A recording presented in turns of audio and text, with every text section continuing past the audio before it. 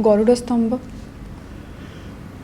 स्तंभ को कई कहती यह गंडुकी नदी आसीथिबा एक विशाल शालग्राम।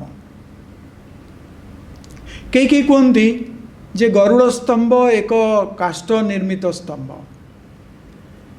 किछि विज्ञानी मध्य कहती जे गरुड़ स्तंभ मझीटा टिके भक्त माने गरुड़ स्तंभ को सब कुंडे कुंडे से मझीटा टिके संकुचित हो जाइए।